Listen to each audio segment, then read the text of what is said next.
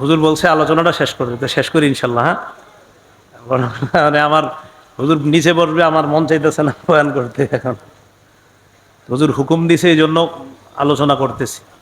আপনারা কিন্তু অন্য কোনোভাবে নেবেন না। হুজুর আমার ওস্তাদেরও ওস্তাদ, এটা কিন্তু মাথায় রাখবেন। হ্যাঁ, আমার ওস্তাদদেরও ওস্তাদ।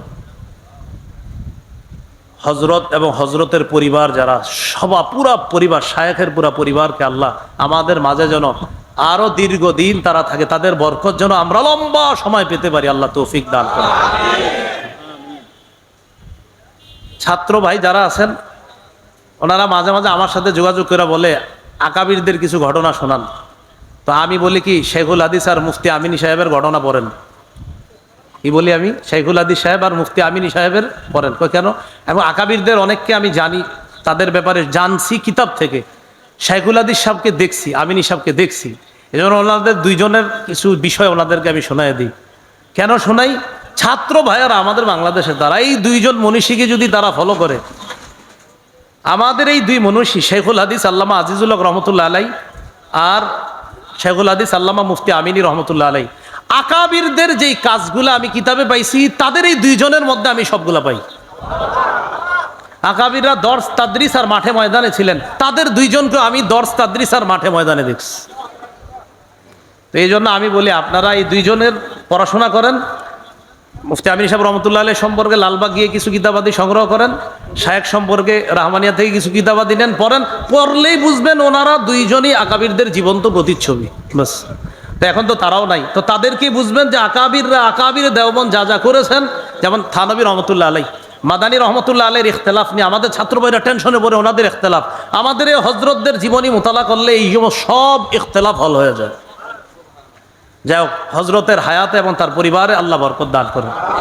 4 নাম্বার, জিকির করা। বলছিলাম গোপনে জিকির করা, ইবাদতে অভ্যস্ত হওয়ার 4 নাম্বার উপায় গোপন জিকিরে অভ্যস্ত হওয়া। সহিহ বুখারীর বর্ণনা 660 নম্বর হাদিস।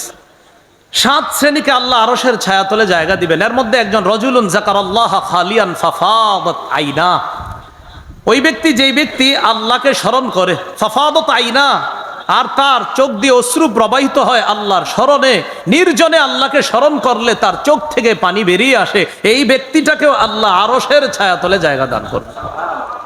তাহলে গোপন ইবাদতে অভ্যস্ত হওয়ার 4 নাম্বার উপায় গোপনে জিকির করা। 5 নম্বর একটু বলি আমরা, গোপনে কোরআন তেলাওয়াত করা। এক তো প্রকাশ্যে কোরআন তেলাওয়াত আমরা করি, আমাদের হেফজখানা ছাত্ররা মাশাআল্লাহ প্রকাশ্যে তেলাওয়াতের ইবাদত তারা করতেছে। ওলামায়ে কেরাম যারা পড়াইতেছে আর তাদের কাছে যারা পড়তেছে, তারা প্রকাশ্য এলেম অন্বেষণের ইবাদতটা তারা করতেছে। আমরা চেষ্টা করব ওলামা হজরত সহ আমরা সবাই গোপনেও কিছু কোরআন তেলাওয়াত করা। তিরমিজির বর্ণনা 1333 নম্বর হাদিস, রাসূলুল্লাহ সাল্লাল্লাহু আলাইহি সাল্লাম বলেন, আল জাহিরু বিল কোরআন কাল জাহিরি বিস সাদাকাহ ওয়াল মুসিররু বিল কোরআন কাল মুসিররি বিস সাদাকাহ। প্রকাশ্যে কোরআন তেলাওয়াতকারী প্রকাশ্যে সদকাকারীর মতো, গোপনে কোরআন তেলাওয়াতকারী গোপনে সদকাকারীর মতো। তাহলে গোপনেও কোরআন তেলাওয়াত করা। আমাদের সালাফগণ এমন ছিলেন, তারা অনেক সময় গোপনে এত পরিমাণ কোরআন তেলাওয়াত করতেন, এত পরিমাণ কোরআন তেলাওয়াত করতেন, হঠাৎ সামনে কেউ আসছে তো কোরআন বন্ধ করতেন। কেন? তার যেন এই ধারণা না হয় যে আমি অনেক বেশি কোরআন পড়ি। আসলে পড়তেন অনেক বেশি, কিন্তু তার যেন এই ধারণা না হয় আমি অনেক বেশি তেলাওয়াত করি, কোরআন বন্ধ করতেন। সালাফগণ গোপনে খুব তেলাওয়াত করতেন। আমরাও গোপনে কোরআন তেলাওয়াতের ইবাদতটা আমরা বাড়ানোর চেষ্টা করব, আল্লাহ তৌফিক দান করেন। 6 নাম্বার, গোপনে নফল নামাজ পড়া। গোপনে নফল নামাজ পড়া, এটা আমরা মসজিদে পড়ি যারা, মাশাআল্লাহ ঠিক আছে। নফল ইবাদত গোপনে করা, এটাও চেষ্টা করা। রাসূলুল্লাহ সাল্লাল্লাহু আলাইহি সাল্লাম বলেন, সালাতুর রাজুলি তাতাব্বুআন হাইসু লা ইয়ারাহুন নাস তা'দিলু সালাতাহু আলা আ'য়ুনিন নাসি 25। এই হাদিসের অনুবাদটা একদম সহজভাবে আমি এইভাবে করি, এই যে দেখেন, তাকান। তিনি আপনাদের সামনে 25 বার নফল নামাজ পড়া আর গোপনে 1 বার নফল নামাজ পড়া সমান। বুঝছেন অনুবাদটা সহজে? এটা কথার কথা উনি বা আমি আপনাদের সামনে প্রকাশ্যে 25 বার নফল নামাজ পড়া আর গোপনে 1 বার নফল নামাজ পড়া বরাবর। গোপনে নফল নামাজ একবার আর প্রকাশ্যে 25 বার বরাবর। মানুষের চোখের সামনে 25 বার পড়ার সমপর্যায়ের ইবাদত হলো গোপনে একবার নফল নামাজ পড়া। তাহলে গোপনে নফল নামাজ পড়বো আমরা ইনশাআল্লাহ। আল্লাহ আমাদের সকলকে তৌফিক দান করেন। তাহলে গোপনে নফল ইবাদত করবো তো ইনশাআল্লাহ। আচ্ছা, গোপনে নফল ইবাদতের মধ্যে একটা ইবাদত তাহাজ্জুদ নামাজ। বলি সবাই, কি নামাজ? আল্লাহর কাছাকাছি হওয়ার শ্রেষ্ঠ ইবাদত হলো ফরজ ইবাদত। ফরজের পর বান্দা সবচাইতে আল্লাহর কাছাকাছি পৌঁছার মাধ্যম হলো নফল ইবাদত বাড়ানো। তিরমিজি শরীফের বর্ণনা 3579 নম্বর হাদিস। এই হাদিসের মধ্যে আসছে রাসূলুল্লাহ সাল্লাল্লাহু আলাইহি সাল্লাম বলেন, আকরাবু মা ইয়াকুনুর রাব্বু মিনাল আবদি ফি জাওফিল লাইলিল আখির। বান্দা আল্লাহর সবচেয়ে নিকটবর্তী হয় যে সময়টা, সেটা হলো শেষ রাতের তাহাজ্জুদ নামাজের মাধ্যমে বান্দা আল্লাহর সবচেয়ে কাছাকাছি হয়ে যায়। এরপর নবী বলেন, ফাইন ইসতাতাতা আন তাকুনা মিম্মা ইয়াযকুরুল্লাহ ফি তিলকা সাআহ ফাকুন। অতএব তুমি যদি পারো শেষ রাতে নির্জনে যারা আল্লাহর ইবাদতে, যারা আল্লাহর স্মরণে তাহাজ্জুদ পড়ে, তুমি যদি পারো তাদের অন্তর্ভুক্ত হইতে, ও আমার উম্মত তুমিও ওই নির্জনে তাহাজ্জুদ গুজারদের অন্তর্ভুক্ত হয়ে যাও। তাহলে 6 নাম্বার কি হলো? নফল ইবাদত করা। 7 নাম্বার গোপনে নফল রোজা রাখা। গোপনে নফল রোজা, আপনি নফল রোজা রাখতেছেন, কেউ জানেও না। এই জন্য দেখেন আমাদের অনেক সালাফ 20 বছর নফল রোজা রাখতেছিল, 20 বছর নফল রোজা রাখছে। কেউ তার ব্যাপারে লেখছে 40 বছর নফল রোজা রাখছে। মানে নফল রোজা যেভাবে হাদিসে আসছে ওইভাবে রাখতেন তিনি। তো এইভাবে তিনি সব সময় নফল রোজা রাখতেন। এরকম 20 বছর নফল রোজা রাখতেন, মানুষ জানতেও পারতো না উনি যে নফল রোজা রাখছে। হয়তো তার একান্ত কারো কাছের কাছে তিনি জেনে ফেলেছে নফল রোজা রাখে, তাদের মাধ্যমে আমরা জেনেছি। এইভাবে নফল রোজা রাখা, চুপে চুপেও নফল রোজা রাখা আমরা চেষ্টা করব। আল্লাহ তৌফিক দান করেন। বিশেষ করে সোমবার, বৃহস্পতিবার আর আইয়ামে বীজের রোজাগুলা রাখতে পারেন। 13, 14, 15 সোম, বৃহস্পতি আর প্রতি আরবি মাসের 13, 14, 15 এই রোজাগুলা রাখা যায়। আর সোমবার বৃহস্পতিবারের সিয়াম এটা রাসূল সাল্লাল্লাহু আলাইহি সাল্লাম রাখতেন। নবীজি কেন রাখতেন? রাসূলুল্লাহ সাল্লাল্লাহু আলাইহি সাল্লাম বলেন, সোমবারে আমার জন্ম, এই জন্য আমি সোমবার দিন সিয়াম পালন করি। যদিও আমরা বছরে একদিন, কিন্তু নবীজি প্রতি সপ্তাহে। হ্যাঁ, তো নবীজি সাল্লাল্লাহু আলাইহি সাল্লাম সিয়াম পালন করতেন। আরেকটা কি কারণে? নবীজি সাল্লাল্লাহু আলাইহি সাল্লাম বলেন, সোমবার বৃহস্পতিবার আমল নামা আল্লাহর কাছে পৌঁছায়, আল্লাহর কাছে পেশ করা হয়। আমি চাই রোজা অবস্থায় যেন আমার আমল নামা আল্লাহর কাছে পেশ করা হয়। তাহলে 7 নাম্বার গোপনে নফল রোজা রাখা। 8 নাম্বার গোপনে কান্নাকাটি করা আল্লাহর কাছে। এইটা একটু কইরেন, গোপনে কান্নাকাটি। চোখের কোনায় যদি মাছির মাথা পরিমাণ একটু পানি উকি দেয়, মাছির মাথা পরিমাণ খালি পানি উকি দেয় যদি, মাছির মাথা পরিমাণ, নবীজি হাদিসে বলছে এই ব্যক্তি লাইয়া লিজা নারা রাজুলুন বাকা মিন খাশিয়াতিল্লাহ হাত্তা ইয়াউদাল লাবানু ফি দরইহা। রাসূলুল্লাহ সাল্লাল্লাহু আলাইহি ওয়াসাল্লাম বলেন, উলান থেকে দুধ বের হওয়ার পর এটা উলানে আবার ফিরে যাওয়া যেমন অসম্ভব, আল্লাহর ভয়ে নির্জনে কান্নাকাটি কইরা মাছির ডানা পরিমাণ যদি চোখের পানি একটু উকি দেয়, সেও জাহান্নামে যাওয়া অসম্ভব। 8 নাম্বার চুপে চুপে কান্না করা, গোপন ইবাদতে অভ্যস্ত হওয়ার 9 নাম্বার উপায়। 8 নাম্বার গেল কান্নাকাটি করা। গোপন ইবাদতে অভ্যস্ত হওয়ার 9 নাম্বার উপায় হলো এলেম চর্চা করা। বলেন কি করা? এলেম চর্চা করা। এটা একটু আগেও আমি বলছি।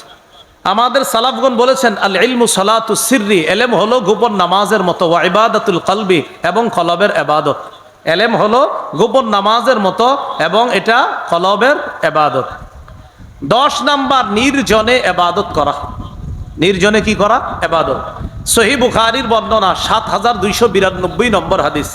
এই নির্জন দ্বারা উদ্দেশ্য হলো আপনার ঘরে হতে পারে, আপনার কর্মস্থলের কোথাও নির্জনে আপনি ইবাদত করতে পারেন।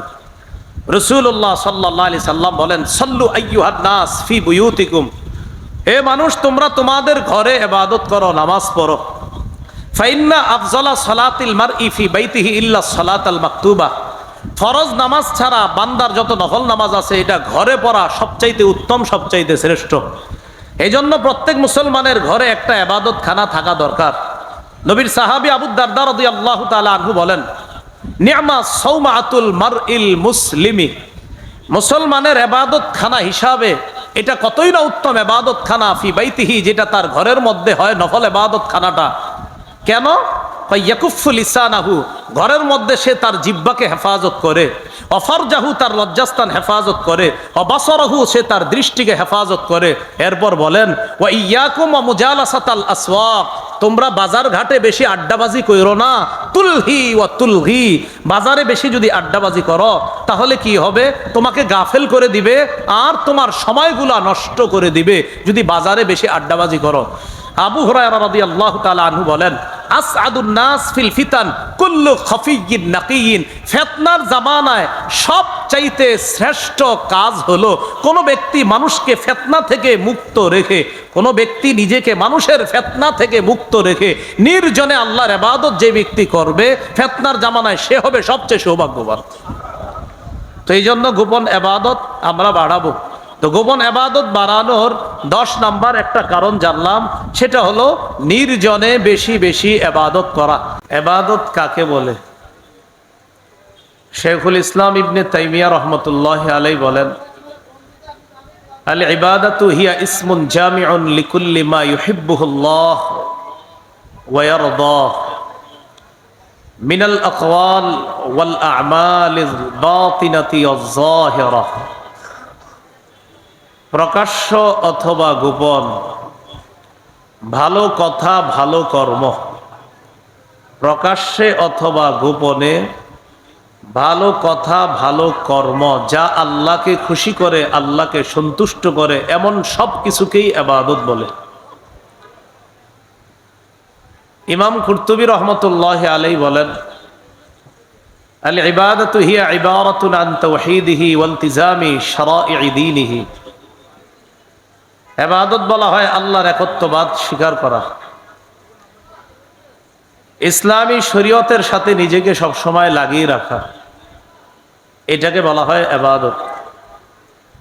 ইমাম কুরতুবী বলেন, আসলুল ইবাদাতি আল খুজুউ ওয়াত তাদাল্লুল, ইবাদতের মূল হলো বিনয়ী হওয়া, নম্র হওয়া, একেবারে আল্লাহর কাছে ছোট হয়ে যাওয়া, নিজেকে দাস মনে করা, নিজের কাজ কর্মে দাসত্ব প্রকাশ করা, এটা হলো ইবাদতের মূল।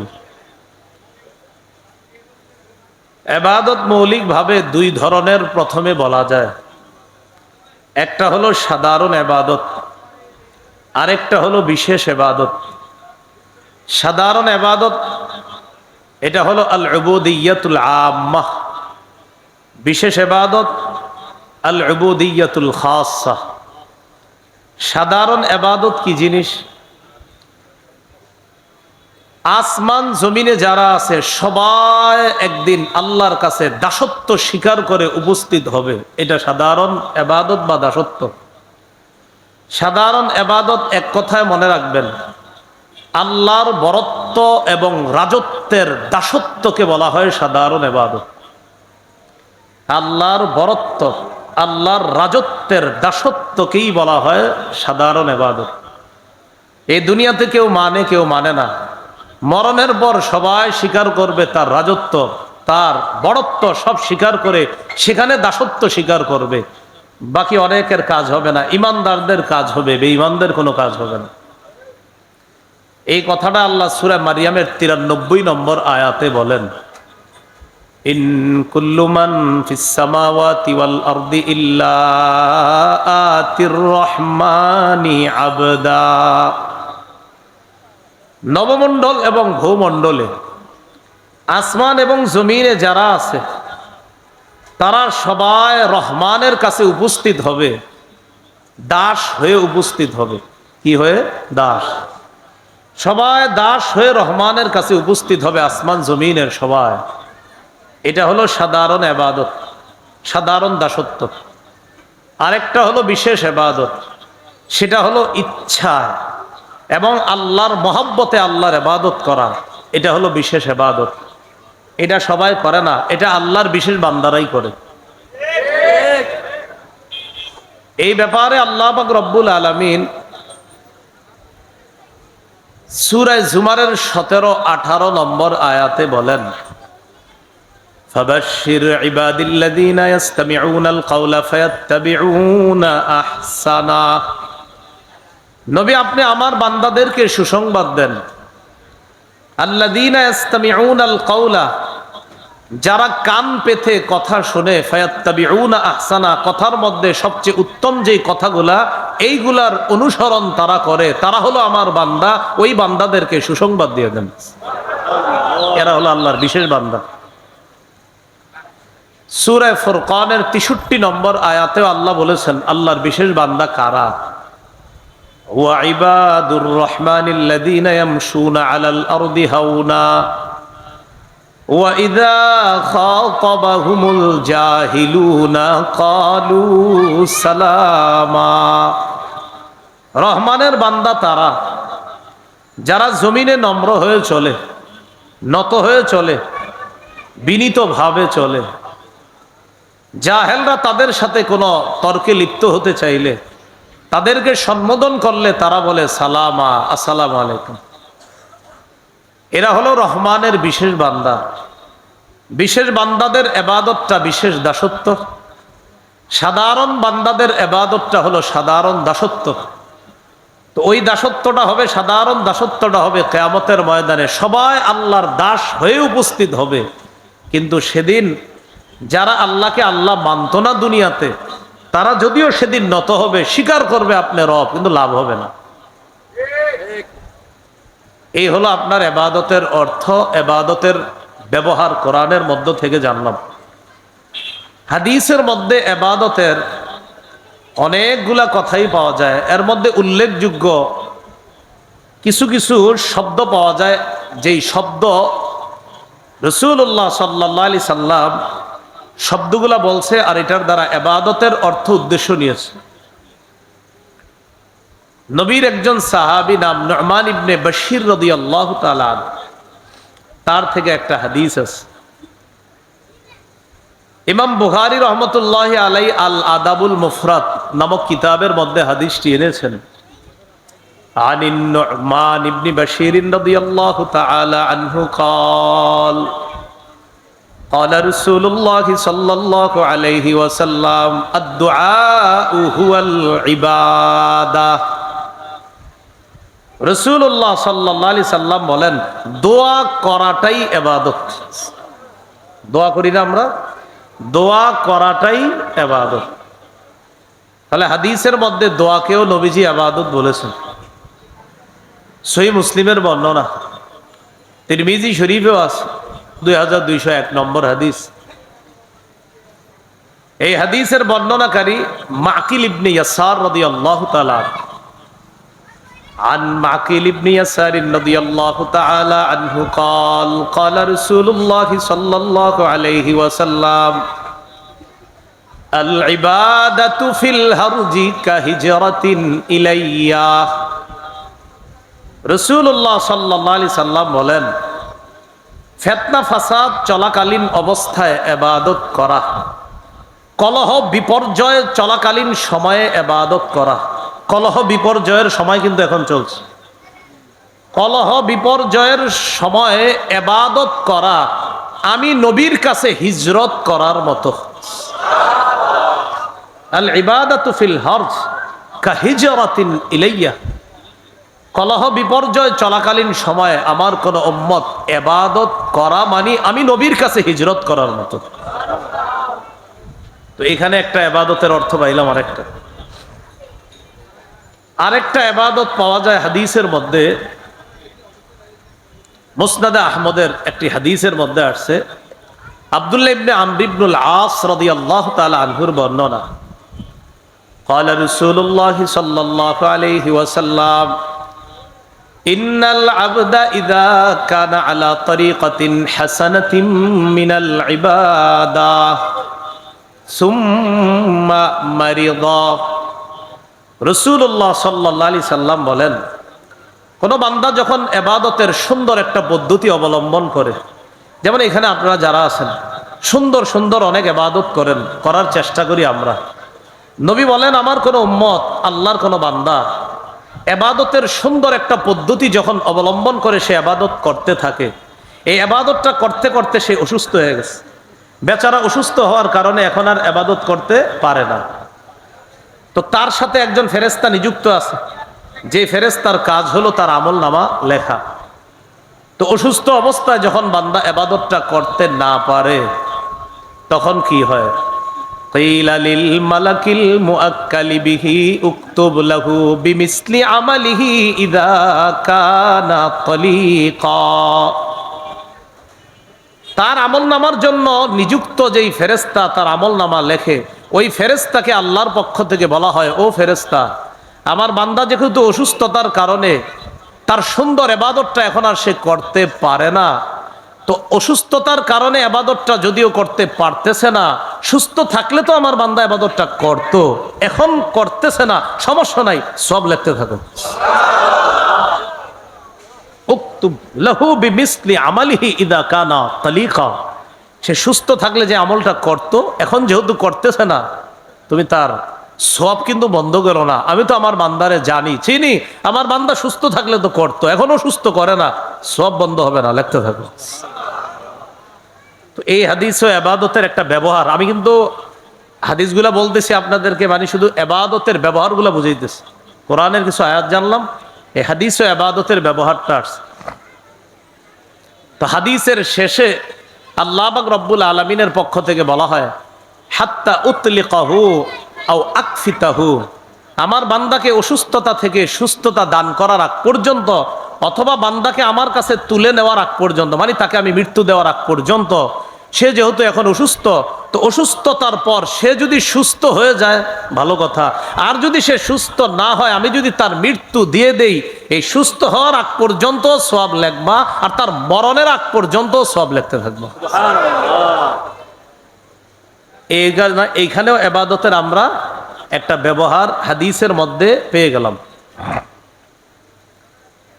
সহিহুল জামে হাদিসের একটা কিতাব আছে, এটা হলো হাদিসের version, update version. Nasiruddin Albani রহমতুল্লাহ আলাই, উনি সব কিতাব লেখে, ওগুলার নাম দেয় সহি। কি নাম দেয়? যদিও হজরতের তাহকিক করা অনেক সহি আপনারা হাদিসের অ্যাপসের মধ্যে পড়েন, অনেকে হাদিসের বাংলা অ্যাপস চালান, আল হাদিস অ্যাপস নামে কিছু অ্যাপস আপনারা অনেকে চালান। ওই হাদিসের শেষে ঢালাওভাবে লেখা আছে সহি দইফ। কি লেখা আছে? সহি দইফ। অনেক দইফ আসলে কিন্তু দইফ না, উনি কোন আলোকে এটা দইফ লিখে দিয়েছে সেটা আমার জানা নাই। ইমাম তিরমিজি যে হাদিসকে হাসান বলছে, সেখানে উনি লিখে দিয়েছে দইফ। ইমাম তিরমিজি অসংখ্য হাদিসকে বলছে হাসান, সেখানে ওখানে লেখা আছে দইফ। তো এই জন্য ওই বাংলা অ্যাপসের হাদিসের মানটা যাচাইয়ের জন্য আলেমদের কাছে একটু যায়। আপনি যে হাদিসটা দেখলেন, দেখার পরে দেখি অনেকে লেখেও আবার ফেসবুকে, কয় এই হাদিস তো সহি না, তো কি কয় দইফ। আমি তো চিন্তা করি নাই, কেমনে লেখলো এটা, পরে বুঝলাম ও আচ্ছা আচ্ছা, ওখানে লেখা দইফ, বাস লেখা দিছে দইফ। তা আপনি যে দইফ লেখলেন, অসংখ্য অগণিত এমন হাদিস আছে, বিশ্বাস করেন, যে হাদিস সনদের দিক থেকে সহি, মুহাদ্দিসিনে কেরামের পরিভাষা অনুযায়ী সহি, যে হাদিস ইমাম তিরমিজির কাছে হাসান, উত্তম হাদিস, এটাকেও আলবানী রহিমাহুল্লাহ, আল্লাহ তার কবরকে জান্নাতের বাগান বানায়া দেন। আর হজরত কেন এটাকে দইফ বলছে এটা আমার জানা নাই, এই জন্য ওনার বলা দইফটাকে আপনি দইফ হিসাবে মেনে নেবেন না। মানে সবগুলা যে আবার উনি দইফ বলে ফেলছে অশুদ্ধ এমন না, কিছু বিষয় আসলে দইফ, ঠিক আছে, কিন্তু কিছু দইফ না, তাও লেখছে দইফ। এইটা হলো আপনার সমস্যা। তো এই জন্য আসলে এই বিষয়গুলো আলেমদের কাছে যাচাই করা। আল্লাহ আমাদেরকে বুঝার তৌফিক দান করেন। তো সহিহুল জামের মধ্যে একটা হাদিস আনছেন উনি, এই হাদিসের মধ্যে আসছে বর্ণনাকারী হুযাইফা রাদিয়াল্লাহু তাআলা আনহু, قال رسول الله صلى الله عليه وسلم فضل العلم احب الي من فضل العباده। নবীজি বলেন, নফল ইবাদতের মর্যাদার চাইতে ইলম অন্বেষণের মর্যাদা আমি নবীর কাছে বেশি প্রিয়। নফল ইবাদতের যে ফজিলত, এই ফজিলতের চাইতে একজন আলেম যে ইলম অন্বেষণ করে, তার ইলম অন্বেষণ করার ফজিলতের গুরুত্ব আমি নবীর কাছে আরো বেশি। বুঝা সুবহানাল্লাহ বলছেন নি? নবীজি কি বললেন? নফল ইবাদত যে করে এটার ফজিলত অবশ্যই আছে। এটার চাইতে আলেম যে এলেম অন্বেষণ করে ওটার ফজিলত আমার কাছে বেশি, এবং এই ফজিলতটা আমার কাছে বেশি প্রিয়, নফল ইবাদতের মর্যাদাও আমার কাছে প্রিয়, এর চাইতে বেশি প্রিয় এলেম অন্বেষণের মর্যাদা। তাহলে বলেন তো, আলেম ওলারা মাদ্রাসা যে পড়ে মাঝে মাঝে বলেন এরা কি ইবাদতটা করে, এরকম করেন না আপনারা? এদের পড়াশোনাটাই তো ইবাদত। সুবহানাল্লাহ, পড়াশোনাটাই কি ইবাদত। আল্লাহ বুঝার তৌফিক দান করেন। এই হাদিসের শেষে নবীজি সাল্লাল্লাহু আলাইহি সাল্লাম বলেন, খায়রু দীনিকুম আল ওয়ারউ, তোমাদের সর্বোত্তম দিন হলো তাকওয়া, আল্লাহ ভীতি, আল্লাহকে ভয় করা, এটা হলো সর্বোত্তম দিন, সর্বশ্রেষ্ঠ দিন। শেখ মোহাম্মদ ইবনে সালেহ আল উসাইমিন রহমতুল্লাহ আলাইহি সৌদি আরবের অনেক বড় আলেম ছিলেন। তিনি বলেন, ইন্না তালাবাল ইলমি ইবাদাতুন ওয়া মিন আফজালিল ইবাদাত, এলেম অন্বেষণ করাটাই ইবাদত। কয় শুধু ইবাদত না, শ্রেষ্ঠ ইবাদতের অন্তর্ভুক্ত হলো কোরআন হাদিসের এলেম অন্বেষণ করা, এটা শ্রেষ্ঠ ইবাদতের অন্তর্ভুক্ত। এই জন্য অনেক সময় দেখবেন আপনি নফল নামাজ পড়তেছেন মসজিদে, আর হুজুরে ওই পাশে বসে বসে একটা কিতাব দেখতেছে, তো বলতেছেন ওনারে আমি নামাজ পড়তে দেখি না, উনি যেটা করতেছে সেটা তো আপনি বুঝতেছেন না। আপনার যেন সুন্দরভাবে নামাজটা পড়তে পারেন, উনি ওই কিতাব পইরাই ফতুয়াটা আপনারে দিতে হবে। হ্যাঁ, এই জন্য ওলামায়ে কেরামের এলেম অন্বেষণ করা এটা ইবাদত। করম কি ইবাদত মিন আফজালিল ইবাদাত, শ্রেষ্ঠ ইবাদতের অন্তর্ভুক্ত। সালফে সালিহিনগণ বলেন, আল ইলমু সলাতুস সিররি, এলেম হলো গোপন নামাজের মতো, ওয়া ইবাদাতুল কলবি, কলবের ইবাদত হলো এলেম অন্বেষণ করা।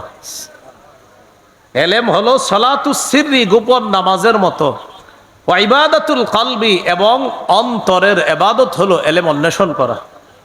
তো যাই হোক, আমি এগুলা বলা উদ্দেশ্য না, উদ্দেশ্য হলো রসুল এই হাদিসের মধ্যে এবাদতের প্রয়োগটা আনছেন, এবাদতের ব্যবহারটা এই হাদিসে আছে, এই জন্য আমি এটা বললাম।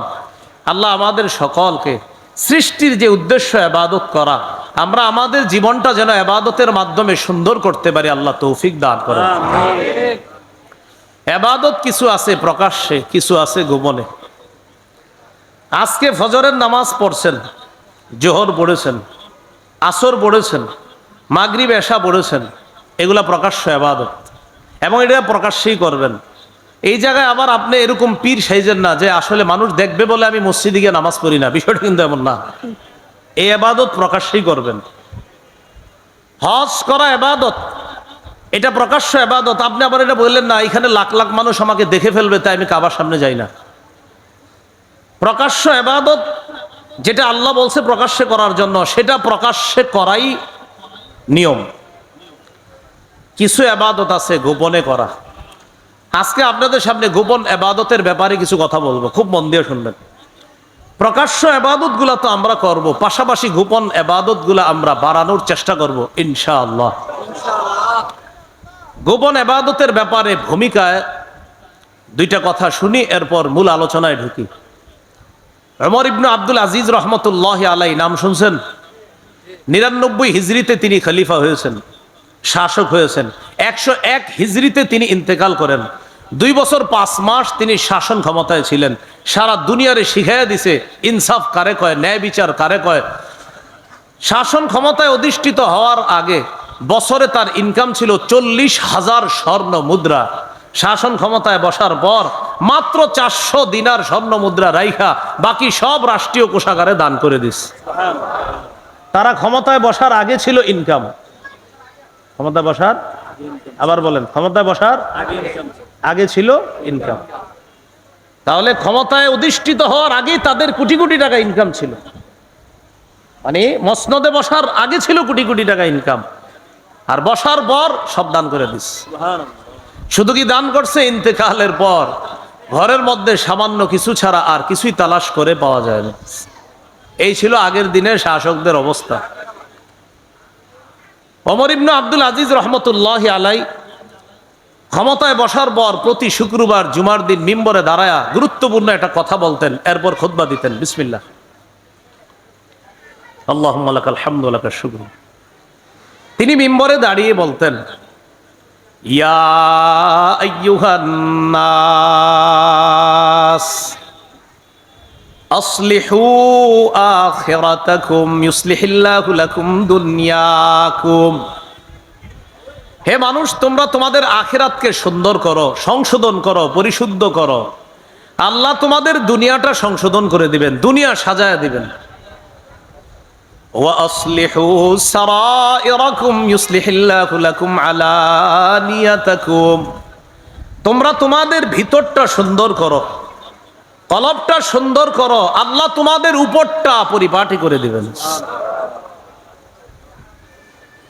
রাসূল সাল্লাল্লাহু আলাইহি সাল্লামের একজন সাহাবী নাম জুবাইর ইবনুল আওয়াম রাদিয়াল্লাহু তাআলা, তিনি বলেন, মান ইসতাতাআ মিনকুম আন তাকুনা লাহু খাবিআতুম মিন আমালিন সালিহিন ফালইয়াফআল।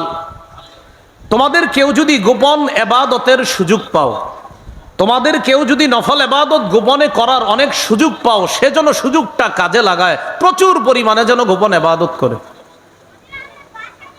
আবু হাজেম রহমতুল্লাহি আলাইহি বলেন, উকতুম হাসানাতিকা আশাদ্দা মিম্মা তাকতুমু সাইয়্যাতিক। তুমি তোমার গুনাহগুলা, তোমার দোষগুলা, তোমার ভিতরের খারাপ অভ্যাসগুলা যতটা গোপন করো, তার চাইতে বেশি তোমার গোপন নেক ইবাদতগুলা গোপন করবা। তুমি তোমার গুনাহগুলা অনেক গোপন করো, তুমি দোষগুলা কাউরে বলতে চাও না, তুমি যে একটা খারাপ এটা কাউরে বলতে চাও না, এটা যতটা গোপন করো, তোমার গোপন নেক ইবাদতগুলা যে করো, এটা এর চাইতে বেশি গোপন করো। তো বলছিলাম, ইবাদত একটা প্রকাশ্যে করি আর একটা গোপনে। প্রিয় মুসলমান ভাইয়ারা, এই ফিতনার যুগে গোপন ইবাদত, নফল ইবাদত যত বেশি করবেন, তত আল্লাহর কাছাকাছি পৌঁছা যাবে ইনশাআল্লাহ। এই জন্য এই সময় আপনি গোপন ইবাদত বাড়ায় দেন, আল্লাহ তৌফিক দান করেন। গোপন ইবাদত বাড়ানোর উপায়, এবার আমি উপায়গুলা বলবো, এখন থেকে মূল আলোচনা শুরু হলো। এই উপায়গুলা মন দিয়ে শুনেন। গোপন ইবাদত বাড়ানোর উপায় কি? এক নাম্বার উপায়, অন্তরের ইবাদতে মনোযোগ দেওয়া। বলেন, কিসের ইবাদতে মনোযোগ দেওয়া? অন্তরের ইবাদতে মনোযোগ দেওয়ার অর্থ কি? একটু আমার সাথে বলেন।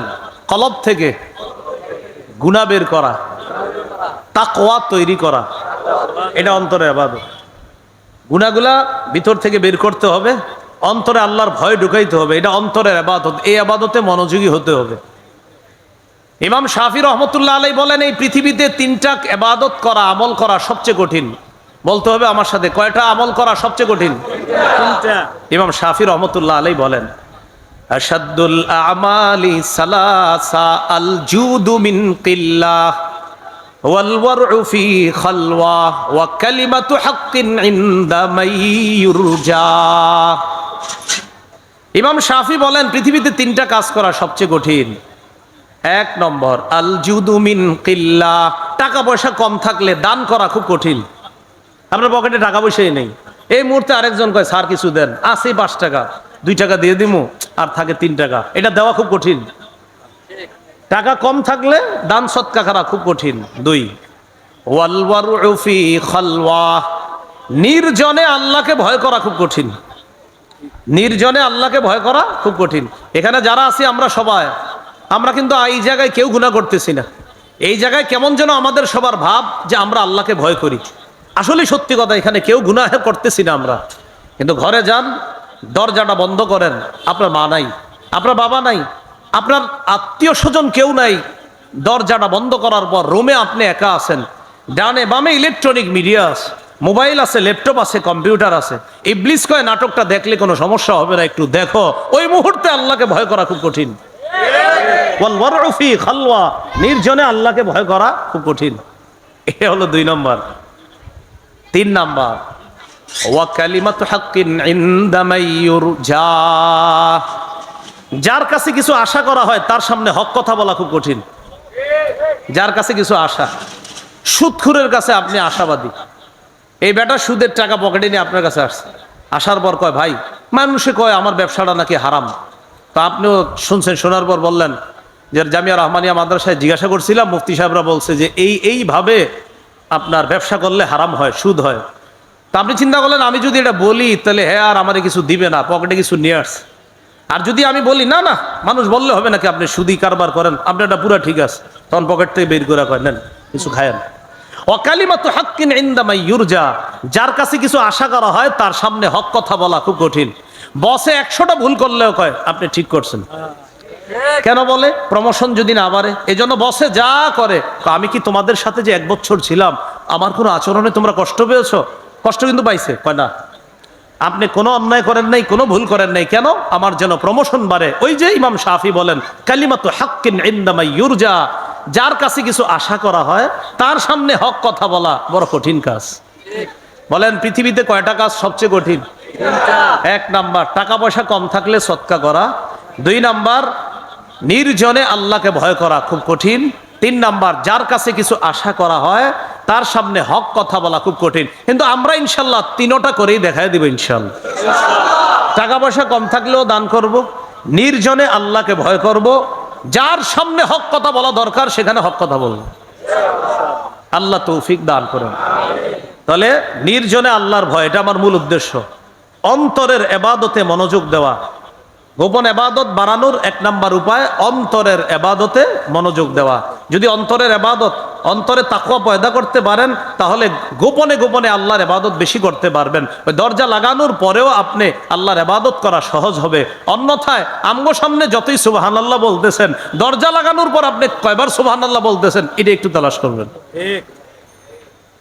2 নম্বর বলেন অন্তর থেকে খালেস ভাবে নেক আমলের নিয়ত করা। নিয়তের সম্পর্ক কোথায়? কলবের সাথে। এজন্য কলব থেকে নেক আমলের নিয়ত করা। সহিহ মুসলিমের বর্ণনা 1909 নম্বর হাদিস, 1909 নম্বর হাদিস। এই হাদিসের মধ্যে আসছে قال رسول الله صلى الله عليه وسلم من سأل الله الشهادة بصدق বাল্লাগাহুল্লাহু মানাজিলাশ শুহাদা ওয়া ইন মাতা আলা ফিরাশিহি। নবীজি বলেন কেউ যদি দিল থেকে শাহাদাতের নিয়ত করে, কামনা করে, শহীদ হওয়ার নিয়ত আছে কাদের কাদের? দিল থেকে নি না, আসলে না মনে হয় দিল থেকে নি। শাহাদাত যারা অন্তর থেকে চায় যে আল্লাহ আমি শহীদ হইতে চাই অন্তর থেকে, নবীজি বলেন বাল্লাগাহুল্লাহু মানাজিলাশ শুহাদা ওয়া ইন মাতা আলা ফিরাশিহি। এই ব্যক্তি দিল থেকে নিয়ত করেছে শহীদ হবে, সে যদি তার ঘরে বিছানায়ও মারা যায় আল্লাহ তাকে শহীদদের মর্যাদায় পৌঁছায় দিবে। কিন্তু নিয়ত করতে হবে দিল থেকে। আন্দাজি না যে হুজুর ইনশাল্লাহ, কিন্তু আপনি মনে মনে করেন আন্দাজি আমি কি জামুনি, এরকম না।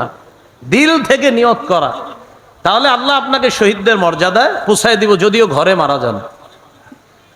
আবু মুসা আশআরী রাদিয়াল্লাহু তাআলা নবীর সাহাবী বলেন নিয়াতুল মুমিনি খায়রুম মিন আমালি। মুমিনের আমলের চাইতে তার নিয়তটা বেশি উত্তম, বেশি দামি।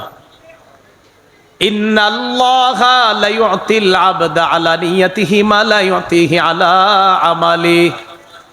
বান্দা আমলের মাধ্যমে আল্লাহর কাছ থেকে যেই পরিমাণ পায়, নিয়তের কারণে আল্লাহ তাকে আমলের কারণে যা সওয়াব দেয়, বিশুদ্ধ নিয়তের কারণে এর চাইতে বেশি সওয়াব দান করেন। কেন? ইন্নান নিয়াতা লা রিয়া ফিহা। এটা এই কারণে অন্তর থেকে নিয়ত যেটা করা হয় এটার মধ্যে কোনো লৌকিকতা থাকে না, রিয়া থাকে না। ওয়াল আমালা ইউখালিতুহুর রিয়া। আমলের মধ্যে লৌকিকতা আইসা যায়, রিয়া আইসা যায়। আমার সেজদাটা সুন্দর, মানুষ বলবে, কিছু সময়ের জন্য এরকম আইসা যেতে পারে, যদিও পরে আবার রিয়াটা দূর করি, কিন্তু নিয়তের মধ্যে রিয়া আসে না। তাই বিশুদ্ধ নিয়তের যেই সওয়াব আল্লাহ দান করেন, ক্ষেত্র বিশেষ আমলের চাইতেও নিয়তের সওয়াব আল্লাহ বেশি দান করেন। সহিহ বুখারীর বর্ণনা ৭৫০১ নম্বর হাদিস। এই হাদিসটা হাদিসে কুদসি, আল্লাহর বক্তব্য নবীজি আমাদেরকে জানিয়ে দিচ্ছেন। قال رسول الله صلى الله عليه وسلم قال الله عز وجل في الحديث القدسي إذا أراد عبدي أن يعمل سيئة فلا تكتبوها عليه حتى يعملها। আল্লাহ বলেন আমার কোন বান্দা যখন কোন গুনাহের ইচ্ছা করে, আল্লাহ ফেরেশতাদেরকে বলেন, ও ফেরেশতারা, আমার বান্দা যে গুনাহের ইচ্ছা করেছে, গুনাহটা না করা পর্যন্ত তার গুনাহটা লেখবা না। আমার বান্দা যে গুনার ইচ্ছা করেছে, গুনাহ না করা পর্যন্ত গুনাহ লেখবা না। ফাইন আমিলাহা ফাকতুবুহা লাহু বিমিসলিহা।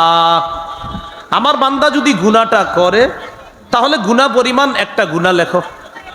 প্রথম কথা, আমার বান্দা গুনাহের নিয়ত করেছে, গুনাহটা যতক্ষণ না করবে লেখো না। আমার বান্দা যদি গুনাহটা করে, বাস একটা করলে একটা লেখো। এরপরে কি বলে দেখেন, ওয়া ইন তারাকাহা মিন আজলি ফাকতুবুহা লাহু হাসানা। বান্দা যদি গুনাহটা আমাকে খুশি করার জন্য ছেড়ে দেয়, যে আমি গুনাহটা ইচ্ছা করছিলাম, যা গুনাহটা করবই না, গুনাহের সামনে গিয়ে কয় না আমি এই গুনাহ করব না, আল্লাহ বলেন, ও ফেরেশতারা, শুধুমাত্র এই যে আমারে খুশি করার জন্য গুনাহটা ছেড়ে দিয়েছে, তার আমল নামায় একটা সওয়াব লিপিবদ্ধ করে দাও। এরপরে আল্লাহ কি বলে দেখেন, وَإِذَا أَرَادَ أَن يَعْمَلَ حَسَنَةً فَلَمْ يَعْمَلْهَا فَاكْتُبُوهَا لَهُ حَسَنَةً। আমার বান্দা যখন কোনো ভালো কাজের ইচ্ছা করে, কাজটা যদি নাও করে, একটা নেকি সাথে সাথে লিপিবদ্ধ করে দাও। فَإِنْ عَمِلَهَا فَاكْتُبُوهَا لَهُ بِعَشْرِ أَمْثَالِهَا إِلَى 700 ضِعْفٍ। আমার বান্দা যদি ওই নেকির কাজটা করে ফেলে, তাকে 10 থেকে 700 গুণ পর্যন্ত সওয়াব লিপিবদ্ধ করে দাও। তাহলে নিয়তের দাম আছে না নাই? নিয়ত কোত্থেকে হয়? কলব থেকে। তাহলে 2 নাম্বার, নেক আমলের বেশি বেশি নিয়ত করা, তাহলে গোপন ইবাদতে অভ্যস্ত হওয়াটা সহজ হয়ে যাবে। আল্লাহ আমাদেরকে তৌফিক দান করেন। গোপন ইবাদতে অভ্যস্ত হওয়ার 3 নম্বর উপায়, বলেন একটু আমার সাথে, গোপনে বেশি বেশি আল্লাহর কাছে দোয়া করা। এমনি তো আমরা প্রকাশ্যে দোয়া করি, আমাদের শেখুল হাদিস সাহেব আসবে একটু পরে ইনশাল্লাহ, আসার পর তিনিও দোয়া করবে, এটা প্রকাশ্যে দোয়া, ঠিক আছে। গোপনেও বেশি বেশি দোয়া করা। বাসায় একা একা আছেন, বা আপনার বিবি পাশের রুমে, আপনার সন্তানরা পাশের রুমে, আপনি হঠাৎ বৈশা রাত 2টা বাজে 2:30 বাজে ঘুম ভেঙে গেছে, সমস্যাকে একটু হাতটা তোলেন না আল্লাহর দরবারে, আল্লাহ আমি তো একটা পেরেশানির মধ্যে আছি, আল্লাহ 5 বছর যাবত এই পেরেশানিটা আমার যাচ্ছে না, আল্লাহকে একটু এইভাবে বলেন, গোপনে আল্লাহরে বলেন।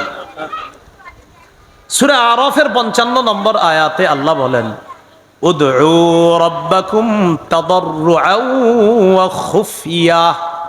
তোমরা তোমাদের রবকে ডাকো, তাদাররুআ বিনীতভাবে, ওয়া খুফিয়া এবং চুপি সারে।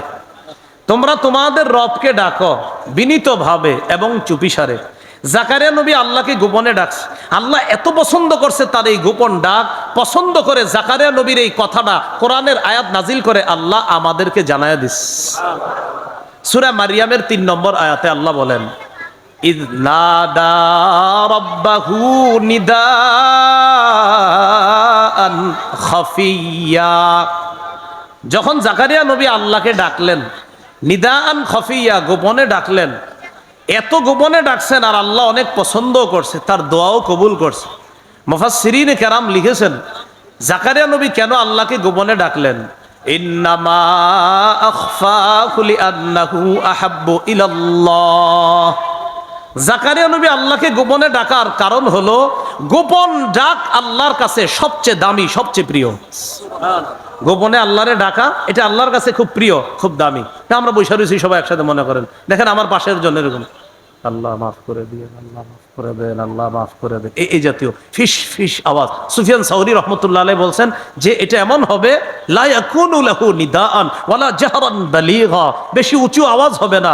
আবার কেমন হবে বিষয়টা, পাশের মানুষরা বুঝবে, আহারে বেচারাই কি জানি বলতেছে আল্লাহরে, এরকম।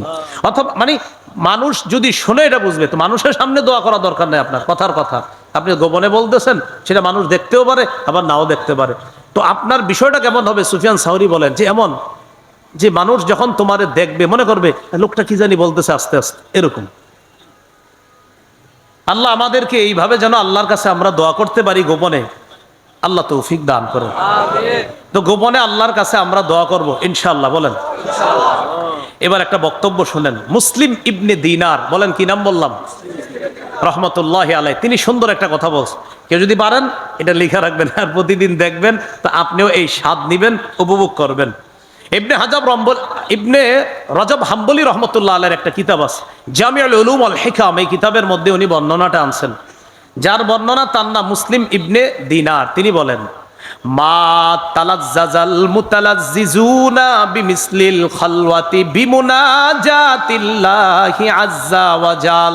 বলেন আমার সাথে, ঈমানের স্বাদ গ্রহণকারীরা চুপি সারে মুনাজাত করে গোপনে আল্লাহকে ডেকে যেই মজা পায়, এমন মজা এমন স্বাদ পৃথিবীর অন্য কোনো কিছুতে তারা পায় না। ঈমানের স্বাদ গ্রহণকারীরা আল্লাহর সাথে চুপে সারে কথা বইলা যে মজা পায়, তো এত মজা ঈমানের স্বাদ গ্রহণকারীরা আর কোনো কাজে পায় না। এই জন্য আল্লাহরে গোপনে একটু মুনাজাত করেন, ডাইকেন। ওই যে বললাম 1টা 2টা সবাই ঘুমাইছে, ঘুম ভেঙে গেছে, একটু আল্লাহর সময় বলেন না, আল্লাহ মেয়েটার বিয়ে হচ্ছে না 5 বছর, একটু আল্লাহরে বলেন। আর আপনি দেখবেন, আমি সত্যি বলছি, আপনি ওইভাবে একটু দোয়া করেন, মজা যদি না পান টাকা ফেরত, আসলে মজা পাবেন, আপনি সত্যি মজা পাবেন। দেখেন আপনি একটু এইভাবে দোয়া করেন। মসজিদের সব মুসল্লি বের হয়ে গেছে, ইমাম সাহেব খতিব সাহেব বের হয়ে গেছে মাগরিবের নামাজের পর, কথার কথা হঠাৎ দেখেন কোনো মুসল্লি নেই, ফ্যান একটা চলতেছে, এসিগুলা মাত্র বন্ধ হয়েছে, নাতিশীতোষ্ণ একটা ভাব আছে মসজিদের মধ্যে, এখনো হালকা হালকা লাইট জ্বলতেছে, কেউ নাই মসজিদে। ওই টাইমে একটু আল্লাহর কাছে চোখের পানি ছাইরা কান্না করেন না, দেখেন মজা যদি না পান আপনি মজা পাবেন। মা তালাজ্জাজাল মুতালাজ্জিজুনা বিমিসলিল খালওয়া বিমুনাজাতিল্লাহি আজ্জা ওয়া জাল। চুপি সারে আল্লাহকে ডাইকা ঈমানদার যেই পরিমাণ মজা পায়, এত স্বাদ অন্য কিছুতে আর পায় না। আল্লাহ আমাদের সকলকে গোপন ইবাদতে অভ্যস্ত হওয়ার জন্য গোপনে যেন বেশি বেশি দোয়া করতে পারি, আল্লাহ তৌফিক দান করেন। আমিন। করব তো ইনশাআল্লাহ। সহিহ মুসলিমের বর্ণনা, ক্বালা রাসূলুল্লাহ সাল্লাল্লাহু আলাইহি ওয়াসাল্লাম, ইরবাউ আলা আনফুসিকুম ফাইন্নাকুম লাইসা তাদউনা আসাম্মা ওয়ালা গায়িবা। হে মানুষ, তোমরা নিজেদের প্রতি সদয় হও, আর আল্লাহরে যখন ডাকবা একটু চুপে সারে ডাকো, সমস্যা নাই। কারণ তোমরা এমন রবকে ডাকো না যেই রব বধির, যেই রব অনুপস্থিত, এমন রবকে তোমরা ডাকো না। তাহলে কাকে ডাকি? নবী বললেন, ইন্নাকুম তাদউনা সামিআন কারীবা। তোমরা এমন রবকেই ডাকছো যেই রব সবকিছু শোনেন, কারীবা অতি নিকটে থেকে সবকিছু শোনেন। ওয়া হুয়া মাআকুম, নবী বলেন, আর তিনি তো তোমাদের সাথে আছেন। সুবহানাল্লাহ। সাহাবায়ে কেরাম একবার নবীজিরে বললেন, কি বললেন একটু মন দিয়ে শোনেন। লাম্মা সাআলু রাসূলুল্লাহি সাল্লাল্লাহু আলাইহি ওয়াসাল্লাম ফাকালু আকারীবুন রাব্বুনা ফানুনাজি আম বাঈদুন ফানুনাদি। আমি আবার বলছি, ছাত্র ভাই আছেন অনেকে, একটু মন দিয়ে শোনেন কি বলি।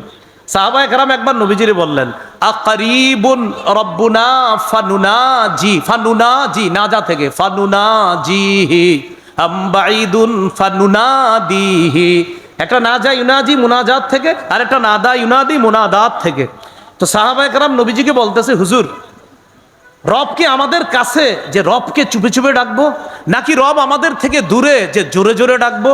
আবার বুঝেন, সাহাবায়ে কেরাম নবীরে বললেন, হুজুর, রব কি আমাদের কাছে যে চুপি সারে ডাকবো, রব কি আমাদের থেকে দূরে যে জোরে জোরে ডাকবো?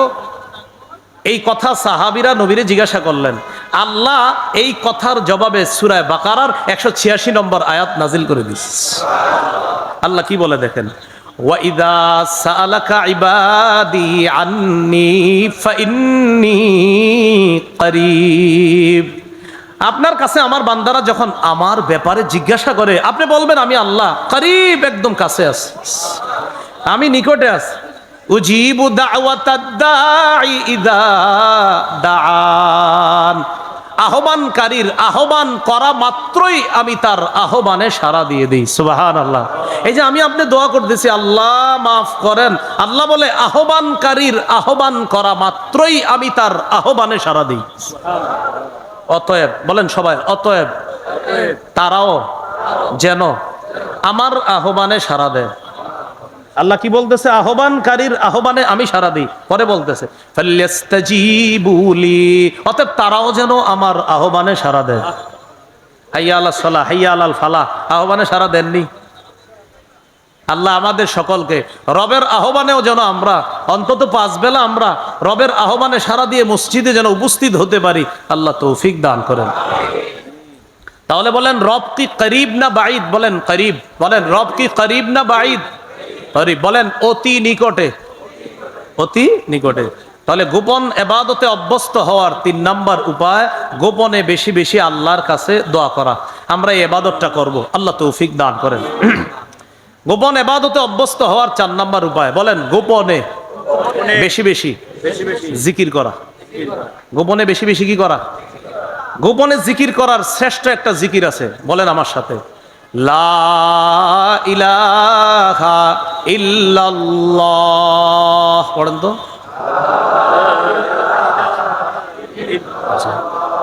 আবার একটু মন থেকে। এবার পড়ার সময় 2 আঙ্গুল লাগাইবেন, লাগাই দেখেন তো ঠোঁট লাগে কিনা। 2 আঙ্গুল দিয়ে চেক করেন, এটা বলার সময় ঠোঁট 2টা লাগে কিনা। এবার আমাদের চেক হবে, পড়বো আর চেক করবো। পড়েন তো।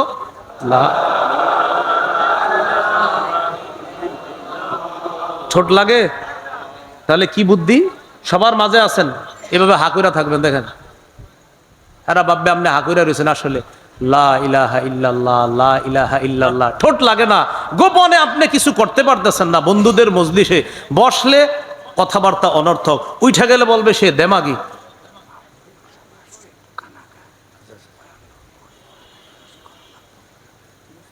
রাসূলুল্লাহ সাল্লাল্লাহু আলাইহি সাল্লামের হাদিস থেকে জানা যায়, দেখেন আমরা যখন এইভাবে জিকির করি, লা ইলাহা ইল্লাল্লাহ যখন আমরা করলাম, করার সময় হা করলাম, বন্ধুদের মজলিসে বসলেন, বসার পরে এখন দেখেন খালি অনর্থক কথা, বসতেও পারতেছেন না, উঠতেও পারতেছেন না।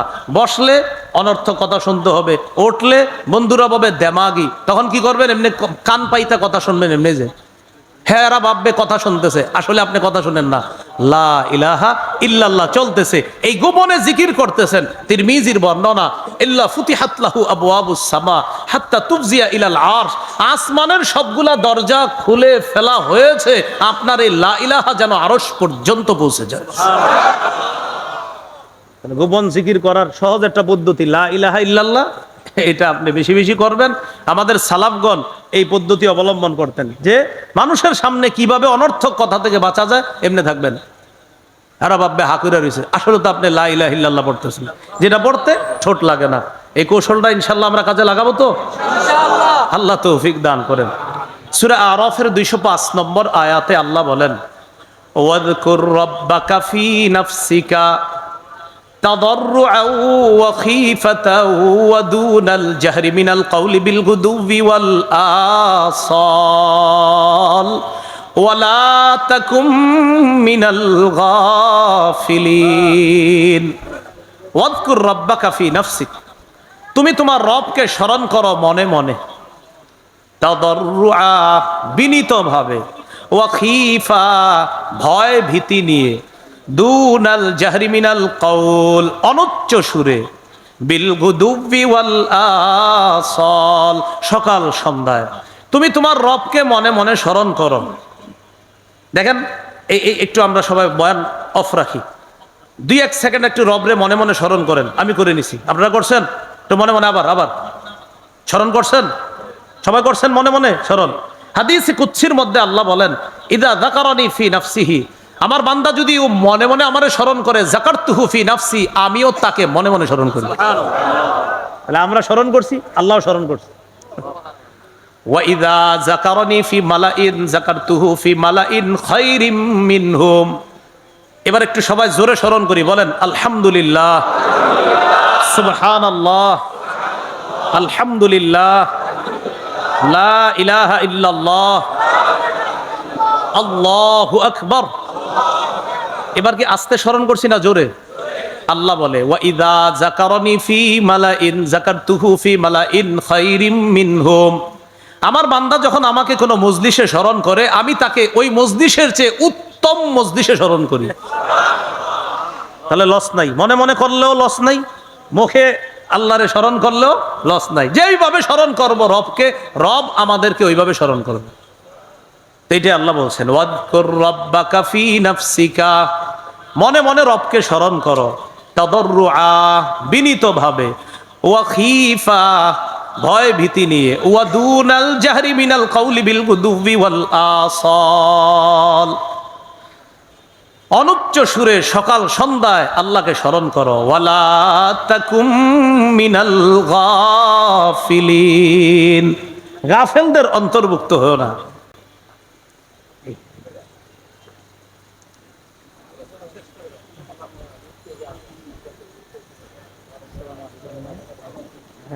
সুন্দর মতো শেষ করে। আচ্ছা আচ্ছা, ঠিক আছে।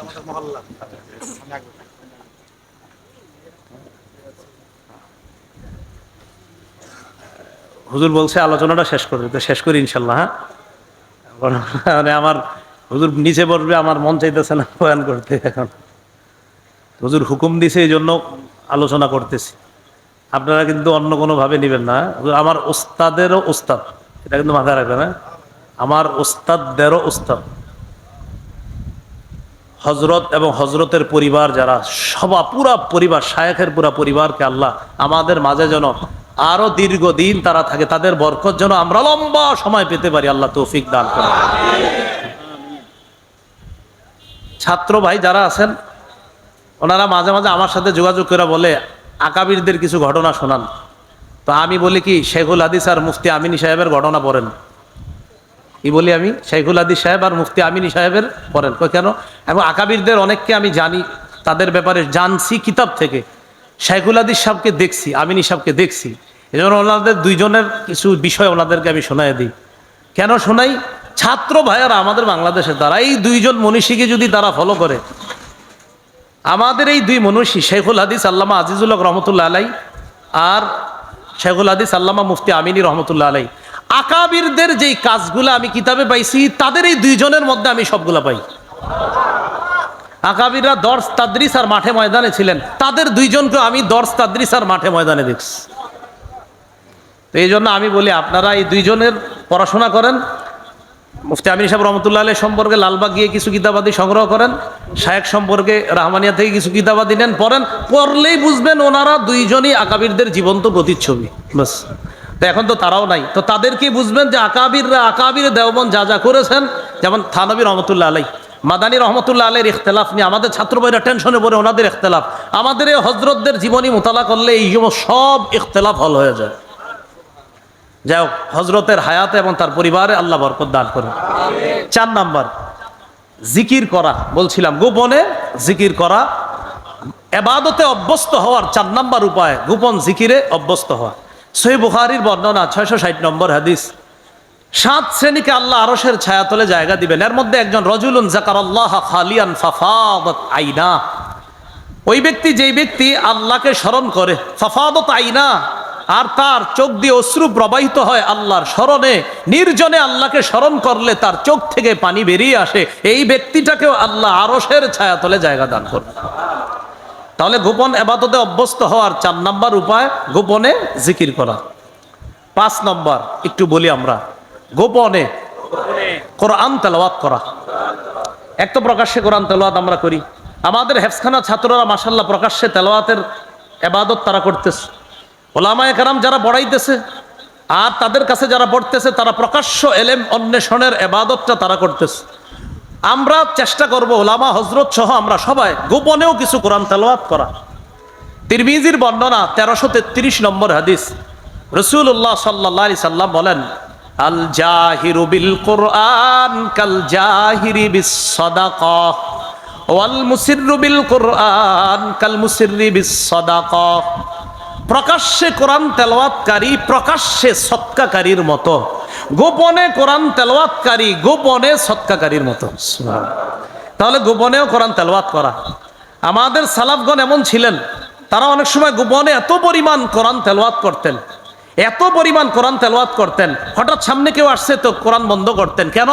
তার যেন এই ধারণা না হয় যে আমি অনেক বেশি কোরআন পড়ি। আসলে পড়তেন অনেক বেশি, কিন্তু তার যেন এই ধারণা না হয় আমি অনেক বেশি তেলাওয়াত করি, কোরআন বন্ধ করতেন। সালাফগণ গোপনে খুব তেলাওয়াত করতেন।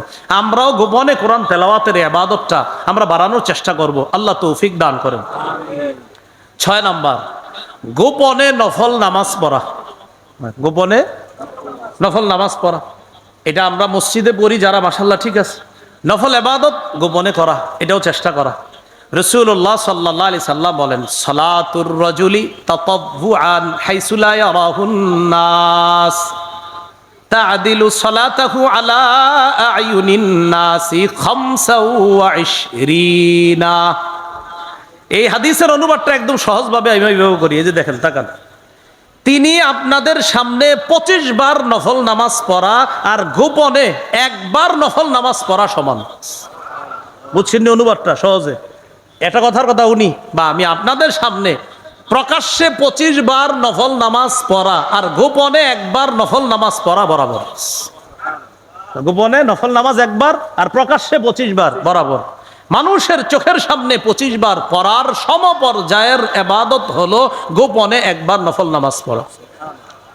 তাহলে গোপনে নফল নামাজ পড়বো আমরা ইনশাআল্লাহ। আল্লাহ আমাদের সকলকে তৌফিক দান করেন। তাহলে গোপনে নফল ইবাদত করবো তো ইনশাআল্লাহ। আচ্ছা, গোপনে নফল ইবাদতের মধ্যে একটা ইবাদত তাহাজ্জুদ নামাজ। বলি সবাই, কি নামাজ? আল্লাহর কাছাকাছি হওয়ার শ্রেষ্ঠ ইবাদত হলো ফরজ ইবাদত। ফরজের পর বান্দা সবচাইতে আল্লাহর কাছাকাছি পৌঁছার মাধ্যম হলো নফল ইবাদত বাড়ানো। তিরমিজি শরীফের বর্ণনা 3579 নম্বর হাদিস। এই হাদিসের মধ্যে আসছে রাসূলুল্লাহ সাল্লাল্লাহু আলাইহি সাল্লাম বলেন, আকরাবু মা ইয়াকুনুর রাব্বু মিনাল আবদি ফি জাওফিল লাইলিল আখির। বান্দা আল্লাহর সবচেয়ে নিকটবর্তী হয় যে সময়টা, সেটা হলো শেষ রাতের তাহাজ্জুদ নামাজের মাধ্যমে বান্দা আল্লাহর সবচেয়ে কাছাকাছি হয়ে যায়। এরপর নবী বলেন, ফাইন ইসতাতাতা আন তাকুনা মিম্মা ইয়াযকুরুল্লাহ ফি তিলকা সাআহ ফাকুন।